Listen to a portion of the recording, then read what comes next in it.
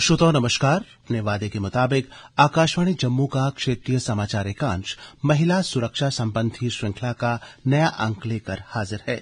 मैं आपका रेडियो दोस्त जगमोहन शर्मा। श्रोताओं, इस कार्यक्रम में जैसा कि आप जानते हैं कि हम महिला सुरक्षा तथा महिलाओं से संबंधित विभिन्न समस्याओं या मुद्दों पर बातचीत करते हैं। तो आज के लिए जिस विषय को हमने चुना है वो है importance of financial security of women, यानी महिलाओं का आर्थिक तौर पर सुरक्षित या आत्मनिर्भर होना कितना जरूरी है। तो इसके लिए आज हमारी मेहमान हैं professor Renu Nanda, dean faculty of education, university of Jammu. Madam, आपका आज के इस प्रोग्राम में स्वागत है। धन्यवाद। सुनने वालों सभी को मेरा नमस्कार। डॉक्टर साहब, जैसा कि आज का हमारा विषय है कि महिलाओं की आर्थिक स्वायत्तता या सुरक्षा क्यों जरूरी है हमारे समाज में, क्योंकि हमारे इस कार्यक्रम में हम महिलाओं संबंधी बहुत सारी समस्याओं की बात करते हैं, मुद्दों की बात करते हैं, चुनौतियों की बात करते हैं। तो एक महिला का माली तौर पर फाइनेंशियली इंडिपेंडेंट होना, सुरक्षित होना कितना जरूरी है? ये बहुत ही महत्वपूर्ण मुद्दा है जिस पे आज हम चर्चा करने जा रहे हैं। और अगर हम अपने इतिहास को पढ़ें, जानें, पिछले काफी जो हमारा पुराना इतिहास है, चाहे वो किसी भी धर्म से जुड़ा हुआ हो, उसमें ये दर्शाया गया है, उसमें यह बताया गया है कि जो आर्थिक अवस्था है या जो आर्थिक स्थिति है, विशेष करके महिलाओं की, उसके ऊपर हमें ध्यान देना चाहिए। वो बहुत जरूरी है। वही एक महिला को सशक्त करता है और एक महिला को एक इंडिपेंडेंट तरीके से सोचने की शक्ति भी देता है। तो इस हिसाब से अगर हम और भी with the passage of time हम आगे जाएं और देखें कि बीच के समय में, मतलब मैं तो बात कर रही हूं कि हम प्री वैदिक, वैदिक टाइम्स में जाएं और उसके बाद पोस्ट वैदिक टाइम्स, ब्राह्मणिक टाइम्स, फिर हमारे पास जैन इरा है, और उसके बाद हम जो बात करते हैं वो मिडीवल पीरियड की। मिडीवल पीरियड में जब तक हम पहुंचे, हमने देखा कि क्योंकि महिलाओं का जो आर्थिक अवस्था थी उसके ऊपर विशेष ध्यान नहीं दिया गया। तो मिडीवल हिस्ट्री जितनी भी है वो हमें यही दर्शाती है कि इस एक विषय के वजह से बहुत सारा हमारे समाज में जो है वो बदलाव आया और विशेषकर से हमारे अपने भारत देश को एक अलग नजर से देखा गया, एक अलग नजर से जाना गया। महिलाओं ने कोई भी ऐसा, हम कहेंगे कि कोई सिग्निफिकेंट या इम्पोर्टेंट नहीं हमें नजर में आता या हमारी समझ में आता या हमें पढ़ने में मिलता है कि उनकी कोई कंट्रीब्यूशन रही हो इन कंपैरिजन विद द प्री वैदिक, वैदिक एंड पोस्ट वैदिक टाइम्स। और उसके बाद से जब भारत आजाद हुआ, कॉलोनियल पीरियड में भी बहुत सारा जो सशक्तिकरण है, जो आर्थिक व्यवस्था है, उसको सुलझाने के लिए, उसको बेहतर बनाने के लिए बहुत से प्रयास किए गए। भले ही वो प्रयास जो है वो एक हम कहेंगे कि ब्रिटिशर्स ने आकर के शुरू किए। टू बिगिन विद, जैसे महिलाओं को, बच्चियों को पढ़ाना, और हमारे अपने जम्मू कश्मीर प्रांत में हम देखते हैं कि पहला जो स्कूल खोला गया और जो इस तरह से कॉलेज खोले गए, क्योंकि आर्थिक के लिए आई थिंक ये एजुकेशन से जुड़ा हुआ है। जी मैडम, आप एक सोशल वर्कर भी हैं और खासतौर पर बच्चों और महिलाओं से जुड़ी समस्याओं के साथ भी जुड़ी रहती हैं।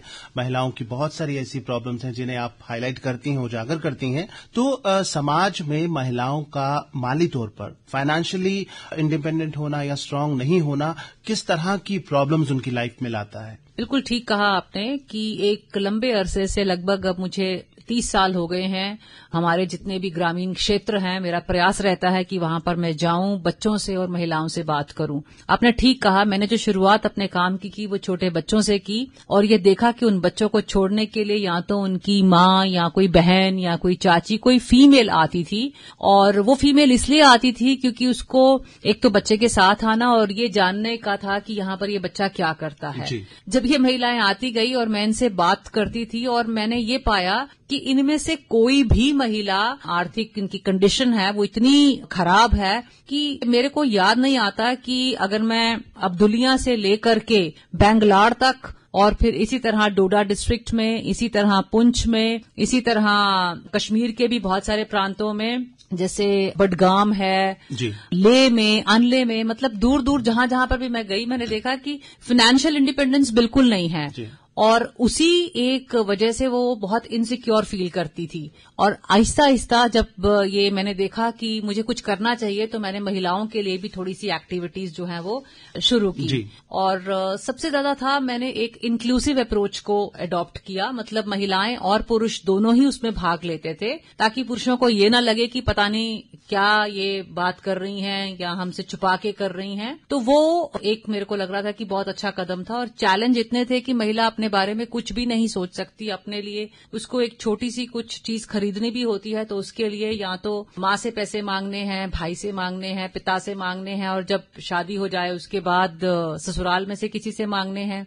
तो आई थिंक जो इकोनॉमिक सिक्योरिटी है ये एक बहुत ही इम्पोर्टेंट आई थिंक टूल है हमारी महिलाओं को इंडिपेंडेंट करने का, सोचने का, डिसीजन लेने का। उनके अंदर ये सारी भावनाएं इसी से तत्पर होती हैं। अक्सर देखा जाता है हमारे परिवारों में, खासतौर पर उन परिवारों में जो उतने पढ़े लिखे नहीं हैं या जिनको हम इलिटरेट तो नहीं कह सकते, लेकिन उतने जागृत परिवार नहीं है, वहां भी यही समझा जाता है कि घर का जो पुरुष है, जो मर्द है, वही आर्थिक तौर पर संपन्न होना चाहिए और पैसों से जुड़े जो भी फैसले लेने हैं वो जेंट्स ने लेने हैं, जो भी खर्चे करने हैं जेंट्स ने करने हैं। तो ये सोच इस तरह की कि मर्द के पास ही पैसा होना जरूरी है या कमाने का जो जरिया परिवार का मर्द ही होगा, उसी की जिम्मेदारी है। तो ये सोच किस तरह आप समझते हैं कि कैसे हमारे समाज में रच बस गई? हालांकि अगर हम पिछले पीरियड्स की बात करें तो उनमें बहुत सारे ऐसे उदाहरण मिलते हैं कि इंपॉर्टेंट डिसीजंस अगर परिवार में लेने हैं तो महिलाएं उसमें आगे रहीं, शाना बशाना रहीं। लेकिन ये किस तरह से रूढ़िवादी सोच हमारे समाज में पनपती गई और घर करती गई कि यही समझा गया कि महिलाओं के हाथ में पैसा है या नहीं है, इससे कोई फर्क नहीं पड़ता। बिल्कुल ठीक कहा आपने। अगर इसको हम थोड़ा ध्यान से सोचें तो इसका जो मुख्य कारण है वो एक महिला खुद ही है। आपने बिल्कुल ठीक कहा कि बहुत पहले से हम देखते आए हैं कि महिलाएं जो है वो डिसीजन मेकिंग में इनका बड़ा इंपॉर्टेंट रोल रहा। और मैं भी पिछले जितने भी सालों से गांव में जाती हूँ, ये आपको सबको सुनने वालों को भी हैरानी होगी और शायद और भी बहुत सारे लोगों को आश्चर्य होगा ये जानकर के कि जो ग्रामीण महिला है वो ज्यादा सशक्त है, उसके पास डिसीजन मेकिंग पावर जो है वो बहुत ज्यादा है। क्योंकि अक्सर मैं जब घरों में इंटरेक्शन करती थी गांव-गांव में जाकर के, तो मैं ये देखती थी कि पुरुष अपनी पत्नी से या अपनी माँ से, जो भी घर में महिला, उससे पूछते थे कि बकरियां कितनी लानी है, कितनी खरीदनी है, गाय कितनी खरीदनी है, लड़की की शादी करनी है तो उस गांव में करनी है। कहने का मतलब ये है कि जो पुरुष, मेरे को समझ में आया कि वो जो घर की महिला है उससे ये बातचीत करके उससे परमिशन कहें या उससे मशवरा कर रहे होते हैं, या फाइनल डिसीजन जो है वो लेडी ही लेती थी, लेडी ऑफ द हाउस, चाहे वो जिस किसी रूप में भी हो। लेकिन वक्त के साथ साथ मैंने क्या देखा कि महिलाओं ने खुद ही, अब देखिए जिनको हम एम्पावर्ड वुमेन कहते हैं, द एम्पावर्ड वुमेन जो है ये एकदम से आर्थिक रूप से इनकी जो मैं कहूंगी कि मानसिकता वो बहुत पिछड़ी हुई है। क्योंकि एम्पावर्ड वुमेन ये सोचती ही नहीं है, उनको ये पता ही नहीं है, आपने ठीक कहा, कि वो कहाँ इन्वेस्टमेंट करनी चाहिए, कहाँ इन्वेस्टमेंट नहीं करनी चाहिए, बेसिक सैलरी क्या है, क्या डिडक्शन होती है, टैक्स कैसे भरे जाते हैं, रिटर्न्स का क्या करना है, ये सब चीजों का फैसला ऐसा लगता है कि मर्द ही करते आए हैं और वही करते रहेंगे। लेकिन समय बदल रहा है और मुझे लग रहा है कि आज के दौर में ये बदलाव हम धीरे धीरे देख रहे हैं। क्योंकि जो भी बच्चे हमारे पढ़ाई कर रहे हैं कॉलेजेस में, स्कूलों में, उसमें कहीं ना कहीं इनडायरेक्ट तरीके से इसके ऊपर बातचीत हो रही है, सेंसिटाइजेशन की जा रही है, अवेयरनेस प्रोग्राम्स भी किए जा रहे हैं। जी, नौजवान जो है किसी भी समाज में बदलाव ला सकते हैं। अब जो पुरानी सोच के लोग हैं वो तो, उनकी सोच बदलना नामुमकिन तो नहीं है लेकिन काफी मुश्किल है। लेकिन नौजवान जो भी है समाज में जो परिवर्तन लाते हैं, नौजवान उसमें एक अहम रोल अदा कर सकते हैं। तो आज के नौजवान, हम तो शुरू से ही बात करते आते हैं कि महिला और पुरुष जो है एक परिवार रूपी रथ के दो पहिए हैं, उस समाज के दो पहिए हैं। और दोनों पहिए जब तक एक जैसे आकार में, शेप में और मजबूती में एक जैसे नहीं होंगे तो वो रथ जो है परिवार का लीजिए या समाज का है, वो स्मूथली नहीं आगे बढ़ सकेगा। तो ऐसे में नौजवानों को किस तरह से और कैसा रोल अदा करना है ताकि वो अपनी बहनों को या माताओं को या जो उनकी बीवी वुड बी, जो भी वाइफ होगी आगे चल के, उसको अपना किस प्रकार अपने पैसे में भागीदार बनाए? आज के जो हमारे युवा पीढ़ी है मुझे लग रहा है कि कुछ मुझ जैसी पीढ़ी को थोड़ा ये सोचने के लिए समय देना चाहिए अपने आप को कि हम उनको समझ सकें। उनमें मैं देखती हूँ कि वैल्यू इनकलकेशन भी ठीक है, पढ़ते भी वो ठीक हैं और बहुत सारी विषयों के बारे में जागरूकता भी उनमें है। लेकिन एक गैप है कि मैंने ये मन में सोच लिया है, या मेरी जनरेशन उन्होंने ये सोच लिया है कि ये जो बच्चे हैं ये शायद नहीं समझ पाते हैं या ये नहीं कंट्रीब्यूट कर पाते हैं, नहीं करना चाहते। तो मुझे लग रहा है कि हमारी पीढ़ी को पहले अपनी ये सोच थोड़ी सी बदलनी चाहिए, क्योंकि कोई भी बातचीत हो, कोई भी काम हो, आपको पता है ताली एक हाथ से नहीं बजती। दोनों ही तरफ से सबसे पहले पहल तो बड़ों को करनी चाहिए कि वो थोड़ा सारा फॉरवर्ड आकर के अपने बच्चों को, खास करके जो लड़कियां हैं, उनको हमें ये जरूर समझाना है कि उनके लिए आर्थिक जो उनकी व्यवस्था है, जो अवस्था है, उसको किस तरह बेहतर किया जाए और वो अपनी जिंदगी के ऐसे रास्ते पर चलें, ऐसे पटल पर चलें ताकि उनमें ये समझ हो, उनमें ये सूझबूझ हो कि अगर वो आर्थिक रूप से इंडिपेंडेंट हैं तो वो बहुत कुछ करने की क्षमता रखती हैं। जी। देखा यह गया है कि जैसे हम कहते हैं कि इकोनॉमिक सिक्योरिटी, मेरे को ऐसा लगता है कि जब कभी, मैं अब आपको पर्सनल बताती हूँ कि जब कभी मुझे लगता है कि suppose I have no money, कि मेरे पास पैसे नहीं है, जी, whatever may be the reason behind that, एक मेंटल साइकोलॉजिकल ब्लॉक आ जाता है कि फिर क्या होगा, फिर क्या करना है, फिर मुझे किसी से पैसे लेने हैं, because everything starts with that. So I think ये जो एक लड़कियों के अंदर छोटे बचपन में ही, जब वो बहुत छोटी होती हैं, हमारे संस्कारों के अंदर हमें ये चीज डालनी है कि हम उन्हें किस तरह से समझाएं कि तुम्हारे लिए बहुत जरूरी है। और आई थिंक इसका कहीं बहुत ज्यादा रोल है टेक्निकल, वोकेशनल, प्रोफेशनल एजुकेशन का एंड विमेन एजुकेशन का, जो महाराजा हरि सिंह ने और उनकी धर्मपत्नी ने, हम सब जानते हैं कि हमारे जम्मू नहीं बल्कि कि कश्मीर प्रांत में भी शुरू की थी। जी, एक बड़ी महत्वपूर्ण चीज है, जो तो वर्किंग वुमेन है, जो नौकरी करती हैं या अपना कोई बिजनेस या कारोबार या किसी भी तरह की फाइनेंशियल एक्टिविटी में इन्वॉल्व हैं, जिससे वो पैसा कमा सकती हैं, तो उनके अंदर तो भरोसा और विश्वास अपने ऊपर होगा और उनके पास जो अपना पैसा है वो खर्च भी कर सकती हैं अपनी मर्जी से।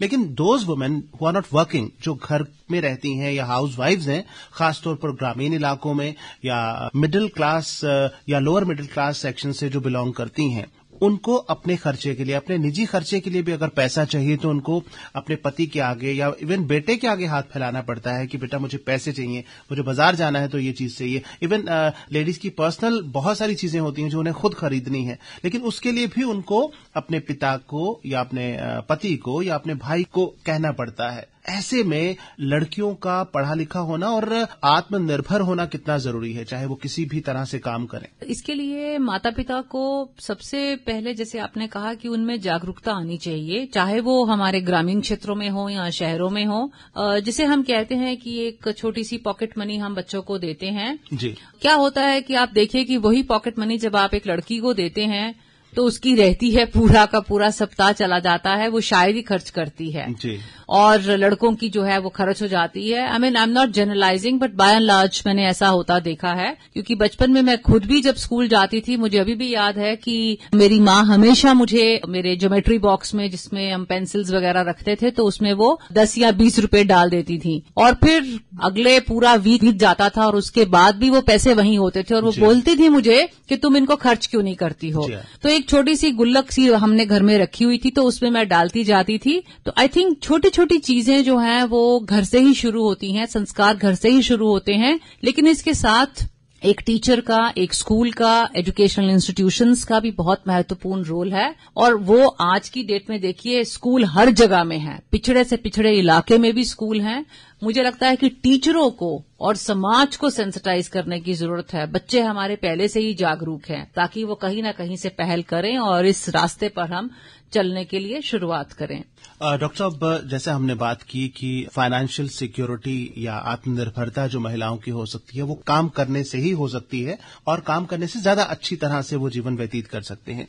लेकिन अभी भी समाज का कुछ हिस्सा ऐसा है जो लड़कियों के काम करने को जरूरी नहीं समझता और कुछ तो ऐसे हैं जो औरतों का घर से बाहर निकलकर नौकरी करना या काम करना, पैसे के लिए बाहर जाना, उसको बुरा समझते हैं। तो महिलाओं का काम करना, चाहे वो अपना कारोबार हो, बिजनेस हो, कोई और छोटी मोटी एक्टिविटी हो या फिर नौकरी करना, कितना जरूरी है और इसके लिए आप समाज को क्या कहना चाहेंगी, खासतौर पर पुरुष वर्ग को जो ये समझता है कि उनकी क्या अहमियत है, कि क्या जरूरत है उनको नौकरी करने की? ये तो आज घर घर का विषय बन गया है। इस पे बहुत सारी चर्चाएं हो रही हैं, गोष्ठियां हो रही हैं। मुझे ऐसा लगता है कि अगर जरूरत है तो महिला को आगे आकर के, हमारी बेटी को, बहन को आगे आकर के जरूर हाथ बटाना चाहिए और एक बहुत रिस्पेक्टफुल तरीके से, बहुत डिग्निफाइड तरीके से। और इसके लिए मैंने जैसे कहा कि समाज में जागरूकता लाना बहुत जरूरी है कि लड़की, औरत इसीलिए घर से बाहर आ रही है क्योंकि उसे काम की आवश्यकता है।